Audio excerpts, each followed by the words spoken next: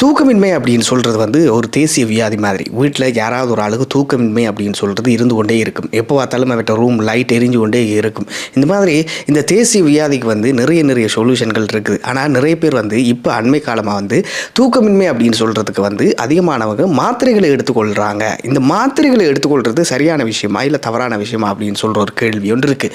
இது சம்மந்தமாக தேடி பார்த்த இடத்துல வந்து ஒருத்தர் சொல்லியிருக்காரு, தனக்கு ப்ராக்டிக்கலாக வந்து இந்த மாதிரி தூக்கமின்மையான பிரச்சனை ஒன்று இருந்ததாகவும், இதுக்காக வந்து தான் டாக்டர்கிட்ட போயிட்டு சார் இப்படி எனக்கு இப்படி ஒரு பிரச்சனை ஒன்று இருக்குது, தூக்கமின்மையாக இருக்குது அப்படின்னு சொல்கிற டைமில் வந்து இவருக்கு இதுக்கு மேலே ஒன்றுமே செய்ய முடியாது அப்படின்னு சொல்ல நிலையில் சில மாத்திரைகளை டாக்டர் தனக்கு பரிந்துரைச்சதாகவும் சொல்கிறாரு. அதுக்கு பிறகு வந்து அந்த மாத்திரைகளை எடுத்துக்கொண்டு போயிட்டு தான் வந்து ஒரு மாத்திரைக்கு பதிலாக சில நேரம் 2 அல்ல 3 மாத்திரைகளை யூஸ் பண்ணின காலங்களும் இருக்குது அப்படின்னு சொல்லியிருக்காரு.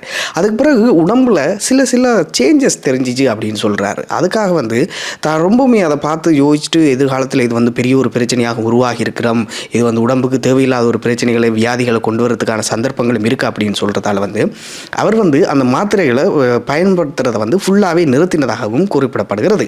அதுக்கு பிறகு அவர் சொல்கிறாரு, அதுக்கு பிறகு தான் தூக்கமின்மையிலிருந்து மீண்டு அடிக்கடி எனக்கு நல்ல தூக்கம் இப்போ வருகுது அப்படின்னு சொல்லியிருக்காரு. எதுக்காக அப்படி எதனால் அப்படி வருகுது அப்படின்னு சொன்னால் தான் சில விஷயங்களை சில மாற்றங்களை செய்ததாக அவர் சொல்கிறார். என்ன மாதிரியான மாற்றங்கள் அப்படின்னு சொன்னால் ஒவ்வொரு நாளும் வந்து தான் 8 மணிக்கு முதலே ஃபோன்லேருந்து லேப்லேருந்து வேலையிலேருந்து எல்லாத்தையுமே ஃபுல்லாக ஆஃப் பண்ணி வச்சிருவேன் அப்படின்னு சொல்கிறார். 8 மணிக்கு முதலே என்னுடைய அலுவலக வேலைகள்லேருந்து எல்லா வேலைகளையும் செய்து முடிச்சுட்டு வந்து ஃபோன்லேருந்து லேப்லேருந்து எல்லாத்தையுமே ஆஃப் பண்ணி வச்சிருவேன் அப்படின்னு சொல்கிறாரு.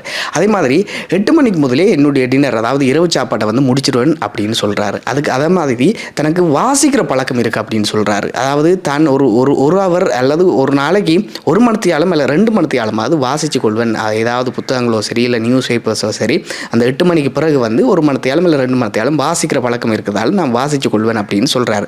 அதோட வந்து 8 மணிக்கு பிறகு வந்து ஃபோன்லேருந்து எல்லாத்தையும் ஆஃப் பண்ணி வச்சுருவேன் தானே, அதுக்கு பிறகு வந்து கொஞ்சமாக சின்ன பாடல்களை கேட்குற அந்த மாதிரியான விஷயங்கள், ரேடியோ கேட்குற அந்த மாதிரியான விஷயங்கள் தனக்கு இருக்கிறதாகவும், அந்த மாதிரியான அந்த ஒரு ஷெடியூலை வந்து அதாவது ஒரு நிகழ்ச்சி நிரல் மாதிரி இத்தனை மணிக்கு இந்த வேலை முடிஞ்சிடும், இத்தனை மணிக்கு இந்த வேலையை செய்யணும், அப்படி தான் ஷெடியூல் மாதிரி ஒரு குறிப்பிட்ட காலத்துக்கு அதை ஃபாலோ பண்ணி வந்ததாகவும், அதுக்கு பிறகு வந்து எனக்கு குறிப்பிட்ட ஒரு 10-15 நிமிஷத்துலேயே தூக்கம் வந்துடும் அப்படின்னு சொல்லியிருக்காரு. ஸோ உங்களுக்கும் தூக்கமின்மை சம்மந்தமான ஏதாவது பிரச்சனை இருந்துச்சு அப்படின்னு சொன்னால் இந்த மாதிரி நீங்களும் 8 மணிக்கு முதலே எல்லாத்தையுமே ஆஃப் பண்ணி வச்சுட்டு அதுக்கு பிறகு வந்து புத்தகங்கள் வாசிக்கிறதோ இல்லை நல்ல பாடல்களை கேட்குறதோ இந்த மாதிரியான விஷயங்களை தொடர்ந்து செய்து கொண்டு வந்தீங்க. அதாவது 1 நாள் 2 நாள் செய்கிறதால இந்த விதமான பிரயோசனம் இல்லை.